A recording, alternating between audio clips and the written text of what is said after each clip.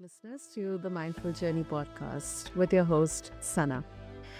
Now, what I believe is innovation, it doesn't come from chasing the newest trends, but it really it comes from asking a deeper question in there. What really serves us? Now, listeners, today's guest, PJ Glassey, he asked that question back in 1989 when he saw that traditional training methods weren't built for safety, longevity, or the kind of strength people actually needed to thrive in their lives. Over the years, his journey from developing the 21-minute XGym workout to diving into brain science after his mother's Alzheimer's diagnosis has been more than just fitness. It's about redefining health, redefining longevity, and even the way we rewire our brains for sustainable, longer changes. So, in this conversation on the mindful journey, we will trace PJ's journey, not just the systems he built, but the mindset that carried him through decades of experimentation, setbacks, and breakthroughs. Because sometimes the story of the method is really the story of the person behind it. So, PJ, welcome to the show. And as always, it is such an honor to have you here with us. Yeah, thank you, Sana. Great to be here. Super, super. I think definitely, it's definitely your journey in there, and something which I really got to know on our yesterday's podcast on the mindful living. Very interesting aspect around fitness, around gymming. But let's dive deep into yours. So please take us back to 1989. I mean, you looked at the fitness industry. You looked, there's some kind of gap. Something had been around for nearly a century in there, and then you thought this needs to change. Um, what Mhm. moment or realization made you think like that? Well, this was back in college, and I was receiving my degree in exercise science. I actually started college as a psychology major because I was always so interested in the brain, and Mm, I kind of had a knack in high school for helping people, helping them talk through things. And so okay. I my goal was to be a psychologist, and so I was getting my psych degree, but my other passion was fitness, and so I decided to switch my major my senior year to exercise science, and that's what I graduated with, but I had a ton of classes in psychology as well. So, Mm, I basically have combined the 2, brain science and health science and physiology together to form the methodology that I have now, mm, and because it is brain and body. So, one of the things I discovered during my degree in exercise science was that traditional training was invented back in 1891. yeah. And Eugene Sandow was the guy that came up with it. And he was a famous European strongman. He came to the US to make his fortune and he did strongman shows and was making a lot of money. And all the guys back then in the late 1800s were skinny and Mhm. they wanted to be jacked like Eugene. So they finally wore him down and talked him into selling them his methodology, which was sets and reps. And that's what people are still doing nowadays, most people. And I thought, well, okay, sets and reps, traditional training that Eugene invented is actually really good for getting you jacked, lots of bulk and all that. But it's Mhm. super time consuming because if you really want to do it right, and if you really want the results and really want to get jacked, that is going to take at least 3 hours a day if you have really good genetics. So that's a part-time job. And then if you have medium genetics like me, it takes even more time. So what happens is people get disappointed and disillusioned with their results because they get on Instagram and they see all these people that are all jacked and huge and like they want to be, and they don't see what those people have to go through every day.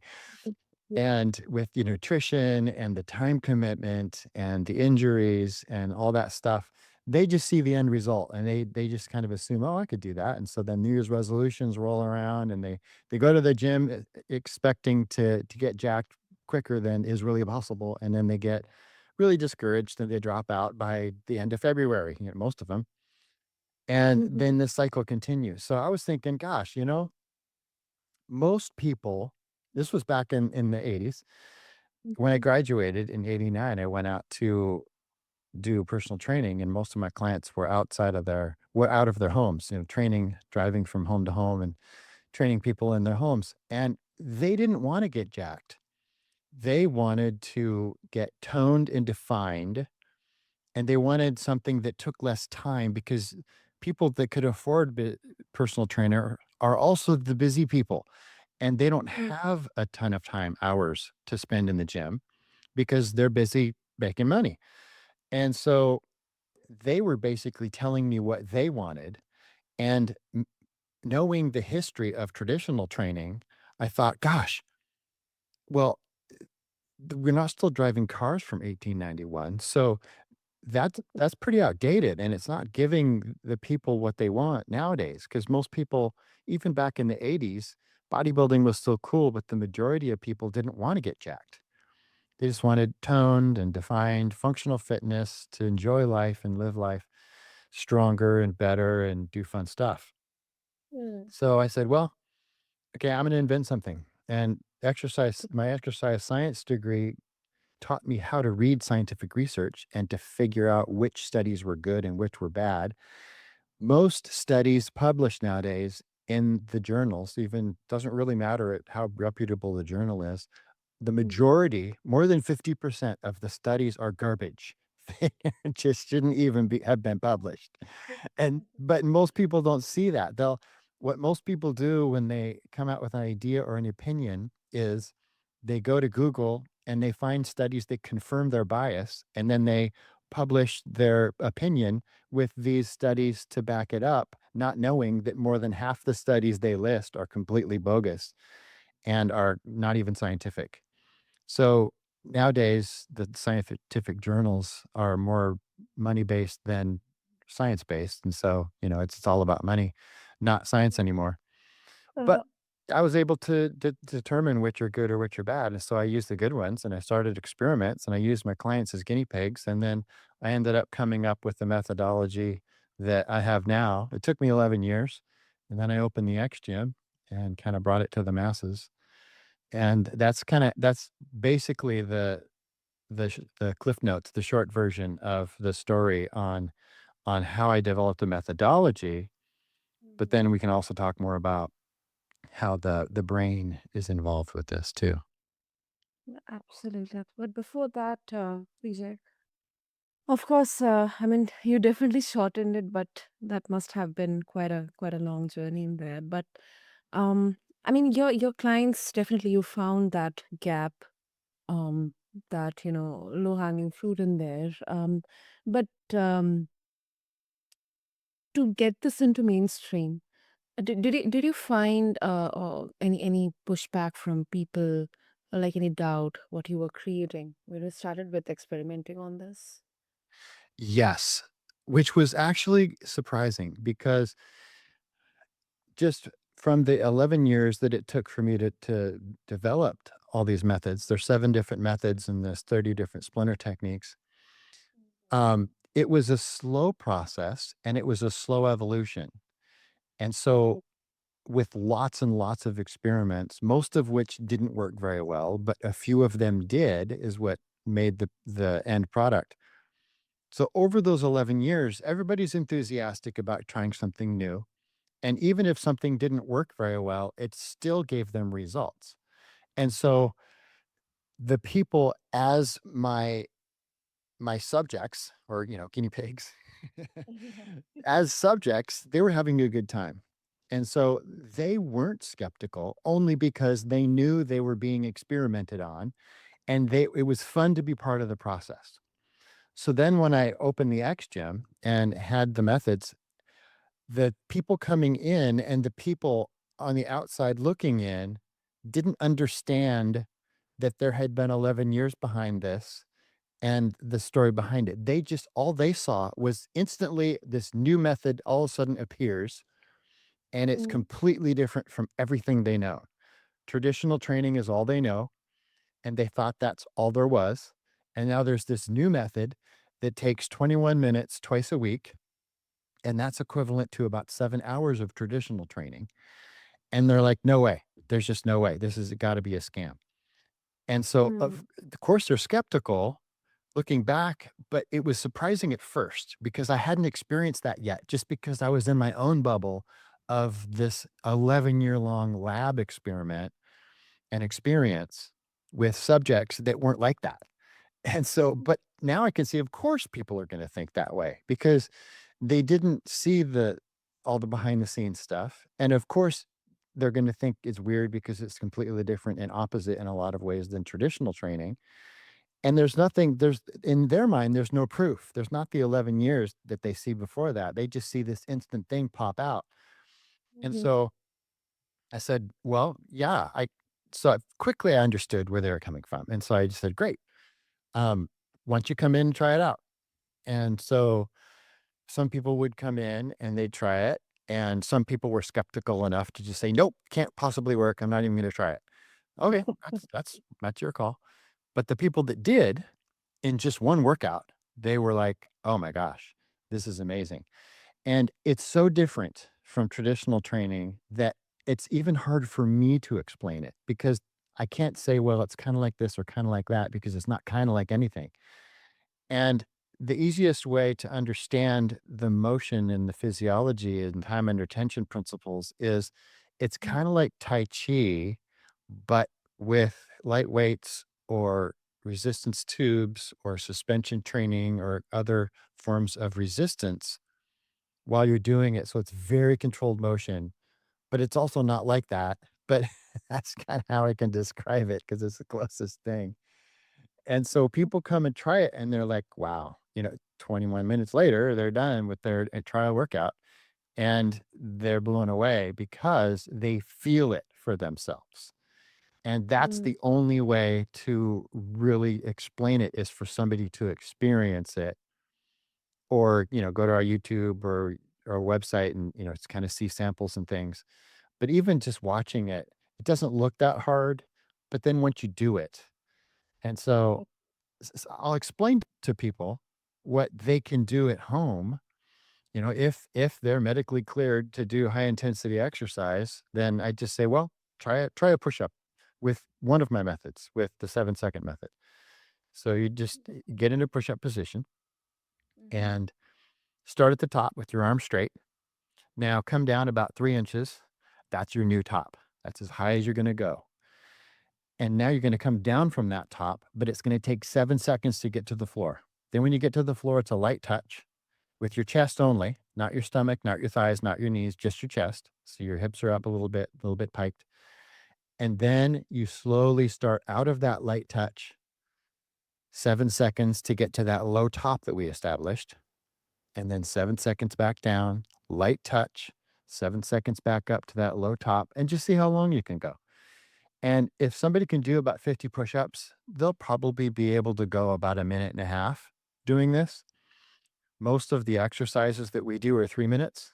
And so we get people to failure, to muscle fatigue, full muscle fatigue, and then we do splinter techniques, which is a whole nother thing. But so it's very in depth. It's very different, but that's a good way for someone just to demonstrate it, just hearing about it and to mhm, feel this time under tension principle. Cause that's really most of our magic sauce is the time under tension. And they stay in that until they get to complete muscle failure where they get stuck. And then the splinter techniques start to keep them going even further. So their muscle mhm, cells fail by running out of fuel. And then their muscle cells see a need for change. Because if they don't fail and they can do that last rep, then they say, okay, well, I'm good. I don't need to change. I did it. But if we can show them that they can't do it, that they fail, then they see a need for change and they put down more proteins and absorb more water and other nutrients to build, define more muscle density, more mitochondria. All those things start to happen only with the true failure. mm.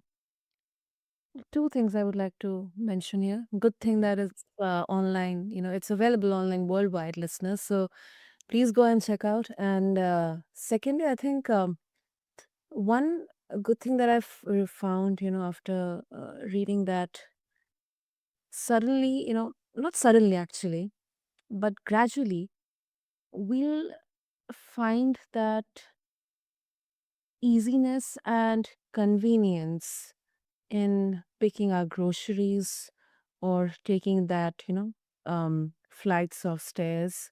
Because as I'm not even considering the current the modern day and age, because some of the factors they are actually aggravating, or maybe increasing the kind of body giving those aging signals. um Mhm. but that picking groceries feels lighter.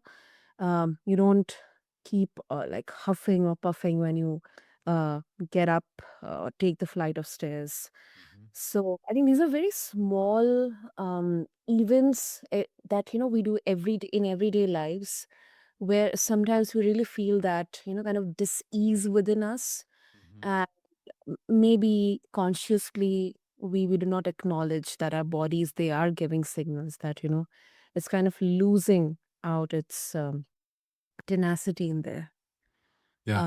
I think that's the good thing here, that it doesn't focus on the appearance, or how bulky you look or how fit you look, but Mhm. actually how fit you are from the inside out. Yeah. That's actually our main goal for our members is health, Mm. optimal health. And Mm. so we're helping people reach that optimal health. Of course, strength and vitality and energy and functional fitness is part of that, but we're also helping them with nutrition and mental things with our brain type test and all sorts of other great mental exercises. And then when they do achieve optimal health, as we coach them to that point, then they have also achieved the aesthetics. So now they look how they want to look because an optimal healthy body isn't carrying extra weight. Now, that looks different with different people. So, some people, when they reach optimal health, they're 20% body fat. Other people are 10% body fat. It just depends on the person. But, That's we'll find out when we get there. And then once you get there, you don't have extra weight. Even 20% for especially for a woman is not overweight. That's a wonderful body fat percentage. And but they don't have, the big gut, they don't have the muffin top, they don't have the big hips because they are optimally healthy, and an optimally healthy body isn't carrying that. So once people achieve it, then they also, almost by accident, end up looking how they want to look as well, including in the muscle tone and definition and all that because they're really strong. And things, easy things, normal things of life that should be easy are easy, like going upstairs, like carrying heavy groceries, the things that you mentioned. And those are the first comments that we get from people. After a month or so, they say, "Gosh, I didn't, I ran up my stairs with two heavy groceries, a bag in each arm, and it wasn't hard. I didn't really notice until I got in the front door." And I'm like, "Yeah, that's functional fitness." Or they'll say, "Gosh, my muscles, my arms feel completely different, and they feel denser." Yeah, that's muscle density instead of muscle bulk. And so those are the kinds of the things that people feel first and comment first. And then they comment about how much better they are at sports because this is nerve training and brain training, and how much better their coordination is, and how they hopped on a paddleboard with, a group of friends and for the first time and didn't fall off, but everyone else was falling off, and they can run around with their kids and grandkids and play soccer and do all these fun things that their friends that are their age can't do because they feel too old and they're not functionally fit. Mm. So it's about enjoying life. It's quality of life. And that's Correct. that's really the main thing, and when you're optimally healthy, you're going to have a really high quality of life, and you're gonna be happier, you're gonna have more energy, vitality, you're gonna be able to do stuff that you wanna do. You'll never say, "Oh, I'm too old for that," or, I'd better not do that because of my age. You know, your attitude to aging is positive instead of negative. You're looking Mm. forward to the future instead of dreading it. And that's what an optimally healthy person is. Absolutely. That's very well defined, PJ. Very well defined. Yeah, let's get to brain science. But before that, PJ, I mean, when your mother was diagnosed with early onset Alzheimer's, um, I believe that's when your journey widened from muscle to mind. Um, how did that person loss shift your mission as a trainer and researcher? Yeah, so I've always been a research nerd, as I mentioned earlier, Yeah. and just devouring the research in exercise, nutrition, health, and brain science. Mm-hmm. Always. And of course, it was mostly focused on, more than 50% of it was on exercise science because I was developing these exercise methods, but I was always researching everything else, all those other things too. Even before my mom was diagnosed with early onset Alzheimer's in the year 2000. Now, my sister and I knew this was happening a couple of years before that, before she was officially diagnosed. So that's really when I dove into the research, but especially when she was officially diagnosed, because now I knew I could narrow it a little bit better from just overall dementia to early onset Alzheimer's. Mhm. So that really threw me into the brain science and especially for anti-aging and brain health. And Mm. I was trying to find out how it can be fixed and reversed. Back then, we didn't know enough. There wasn't enough research to know how to reverse it. And so she passed in 2005, but I never stopped studying it because the science was changing so fast. And I knew that there would be better science soon. So I kept on it. And sure enough, now we know. Well, first, I discovered that it could be slowed down. So then I was helping people and counseling others on how to help their loved ones slow it down. Then there was science on, hey, even up to stage 3, we can stop the progress of this. So then I was helping people do that. Now we know it can even be reversed, which is amazing, super exciting. And so now I'm helping people do that. And it is, it's, there's steps that you have to do. And it's really interesting with Alzheimer's because people tend with early onset Alzheimer's especially, but Alzheimer's in general, they're more resistant to help than regular age-related dementia. Now, all forms of dementia are basically treated the same way, including Alzheimer's. It's just that the people with the normal age-related dementia that don't have Alzheimer's dementia are they're more into it, and they're willing to try things.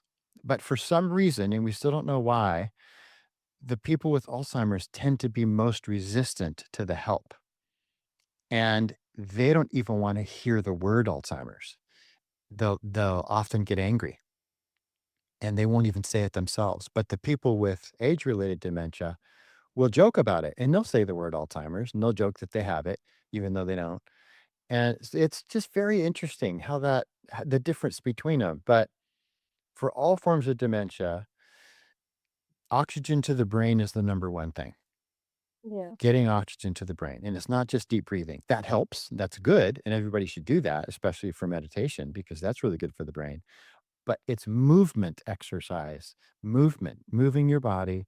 It could be as light as walking to as intense as XGym, but it's all getting oxygen to the brain, and that's what the brain needs. And then number 2 is nutrition. So really good nutrition, starting with just real food, no processed food, and good fats, no bad fats. And then number 3 is quality sleep. Number 4 is learning new things and brain games, doing brain games. And number 5 is relationships, working on good relationships with people close to you, family, really close friends.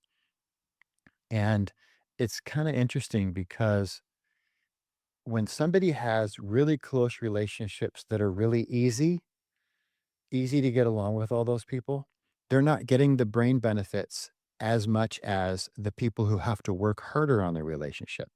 So I kind of tongue in cheek jokingly tell people, if you have a tough relationship with somebody, just chalk it up to brain benefits because when you feel like you're working hard on a relationship with someone who's close to you, that's really good for your brain. So you can see the benefit. It's not all just hard work. You're benefiting from that. And same thing with learning new things. Only when it gets hard is your brain really benefiting. So learning something outside your field of expertise, something new, and I make a big new project every year. So like one year I got my private pilot's license. Another year I got my ham radio certification, technician and then general class. So I'm learning electronics, all these things and mastering different things outside my field of expertise, which is, what I research and exercise science and all that, because I know how it benefits my brain when it's really hard. And most people stop when things get really hard. They'll start learning a language and then they'll be discouraged because they're like, oh, this is a lot harder than I thought it would be. I don't want to do this anymore. But they stopped right before they were getting the benefit. And Mm. if you realize this and then you recognize when it gets really hard, that's when the brain benefits start. Then you craving the hard. Then when it gets hard, instead of having a negative feeling, "Oh, this is so hard," you're like, "Yes, this is so hard. Now I'm getting the brain benefits. Now I'm rewiring and I'm making new pathways and all this wonderful things that are happening that are anti-aging, anti-dementia, good brain health, making me smarter, like, strengthening my prefrontal cortex. And then if you're doing it, like if you're learning new things while you're exercising, then you're pumping out BDNF, brain derived neurotropic factor, which is like the miracle grow of brain neurons. And there's all these wonderful things to making your brain work really hard. Mm.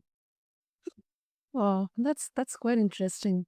Quite interesting. And in there, PJ, I think, and another point that I would like to share here is that it's also very powerful to hear that how personal grief will actually became fuel for purpose. And I think that is brilliantly shaping the way you are helping others around functional fitness and what kind of misconceptions are surrounding, especially around brain fitness. Hmm. And of course, you very well emphasized on the importance of having those relationships, personal relationships, even if we are aged. Because sometimes, I mean, I have personally seen quite a lot of cases or instances where, um, as you're gradually aging, you're kind of you're cutting yourself away from others, and it's kind of concerning. So Hmm. I should really thank you for emphasizing on that. Yeah, it is concerning, and we're pack animals. And we can't cut ourselves away from others. And as people age, they feel like they retire and great, now life is going to be easy. And so they sit down in front of the TV and watch football all day. Well, those people die in 3 or 4 years because we're not meant for that. We're meant for movement and we're meant to learn things and to grow. If you're not growing, you're dying. And so those people that retire and go for an easy life and the pursuit of comfort die really fast because that's terminal. That's like it's a terminal disease that they're giving themselves. But for people that want to enjoy life, they look forward to retirement and all the wonderful things they're gonna do, and a lot of people, the people who live the longest are the people who get busier after retirement, and they're pursuing their passions and their relationships. They're forming new relationships, and instead of going away from people, they're going towards people because now they're not working all day, keeping them from forming deeper relationships because they're working so much on a computer or whatever they are doing. they're able, and so those people, those are the smart people, and those are the people who are happier, and they find purpose, even more purpose, and they live longer, and they just have a great time, and that's really the secret, is your attitude and towards it. And you probably heard of all the blue zones in the world. Yeah, yeah. Yeah, there's books about it. Yes. And Yeah. the common thread through all the blue zones is relationships. There's no hermits that live past 100 years in those blue zones. They're all focusing on others. They're focusing on their family, their kids, their grandkids, their great grandkids. They have really good friends, and the relationships, they work hard on them because they're important. People are important, and they're learning new things. They're excited about life. They're looking forward to the next phase of their life as they age, instead of talking about getting older, how they can't do stuff. And it's just a different attitude. And of course, they're also active, and they're eating well, and they're getting sleep because they're happy and not stressed and all that stuff. But that's kind of the secret to this aging thing. But it's also the same secrets to preventing aging and dementia. I mean, there's a lot of anti-aging experts that basically say there's a quote. I can kind of paraphrase it, and they say it differently, but it's basically, aging is the relentless pursuit of comfort.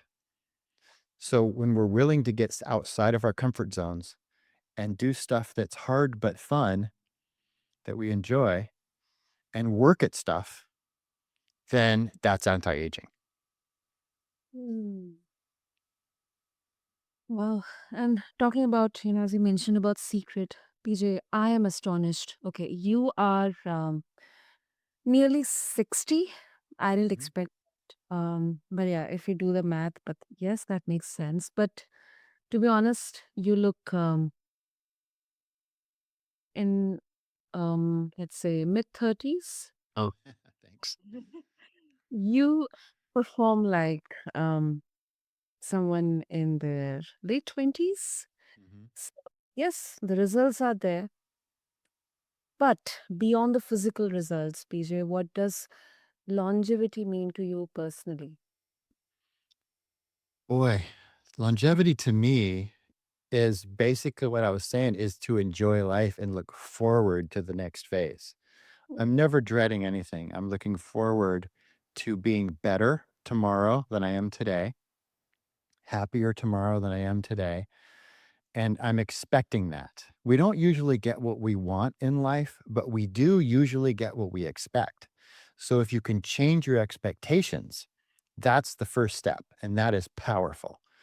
So my family is super important to me. I have a 2-year-old grandson and a granddaughter that is due literally any minute. Her due date was 2 days ago.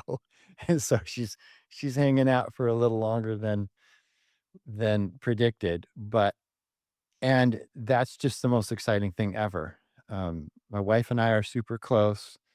We pray together every day, devotions every day, read the Bible, and meditation constantly, even if it's just short, 1 to 3 minutes, just for brain benefits, and exercise, of course, and a lot of activity.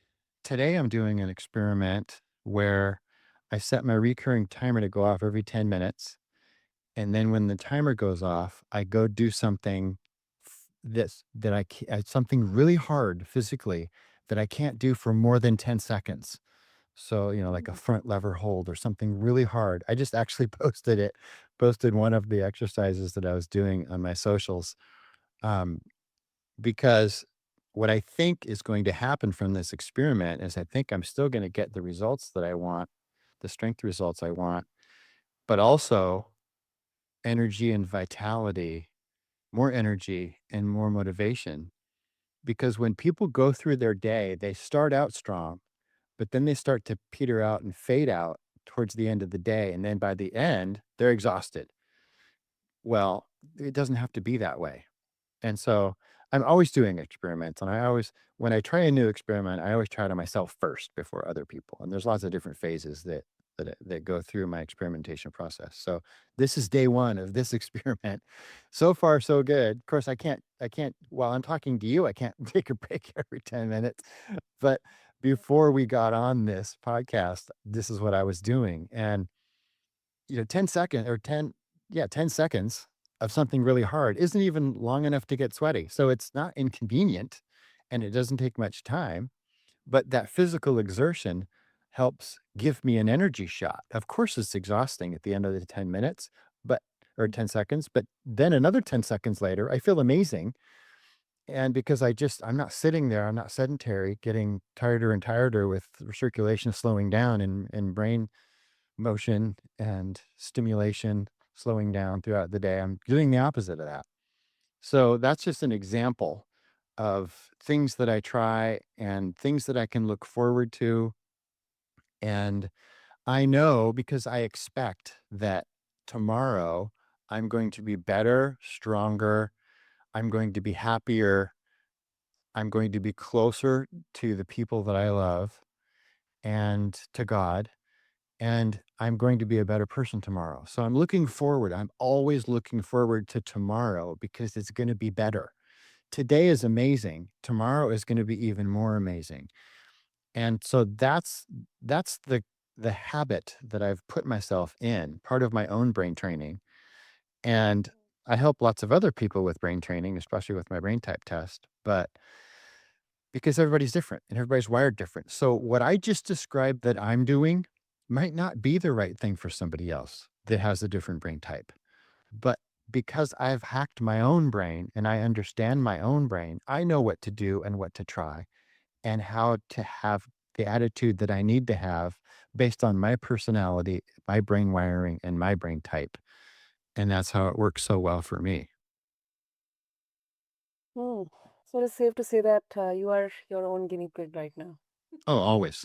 Yeah. And everybody has to be because the problem with personal trainers nowadays is they have discovered what works for them. And so then they print out a PDF of what to eat and hand it to their clients and say, now do this because this works. And then their client comes back and says, okay, but I tried. It is really hard and I don't know what's wrong with me. I guess I don't have enough willpower. And then the trainer goes, yeah, that's true. Just suck it up and just do it. Well, what the trainer doesn't know is that they're talking to somebody with a different brain type. And so what they found works for themselves isn't going to work for most other people. And it's not about willpower. It's not about just sucking it up and doing it. It's about figuring out what works for that person. And we can all do this for ourselves too, just by trying experiments and discovering ourselves through what works and doesn't work with our little experiments. So we're our own lab and we're our own biohacker scientist studying ourselves. And if we can go on this lifelong study journey, trying different things long enough to see if it works, so, sticking with it, then you discover what works for you. And then you have your own custom formula and you figured it out. My brain type test helps people do that a lot faster. But Oh. anybody can, without taking the brain type test, can still figure it out over time as long as they're willing to be their own guinea pig. So that's very inspiring, Pij. And of course, once again, if listeners they would like to experience XGym and also connect with you, what would be the easiest way? Just xgym.com. So xgym.com. And all the socials are down at the bottom of the homepage and a lot of other information and blog posts and things like that. And then the only other site is braintype.me. That's my brain type test. Braintype.me. And those are the two sites to go to. Brilliant. Listeners, I'll make sure to have all the links in the show notes. So just check out XGym, check out the brain type test in there, refer to the show notes along with this episode. And as we have heard today, um, and if I can summarize it, let's see. PG's journey isn't about just developing a new way to exercise. It is about reframing, reshaping how we think, how we perceive health itself, from questioning outdated norms to um, turning something very personal, a personal long loss into lasting purpose. I think his story, it definitely reminds us that fitness isn't only about the body. It's about how we live, how we think, and even how we love the time we are given, how we love each other. So thank you to PJ. I'm really, really thankful to you for walking us through not just the science, but the soul of your story. It was great to be here. Fun talking with you about it. Yeah, yeah. And to all the listeners, maybe the next step isn't about doing more, but it's about doing differently. And in that shift, you might just find your own mindful journey to strength and longevity. Until then, this is the host Sana signing off from the Mindful Journey. Thank you.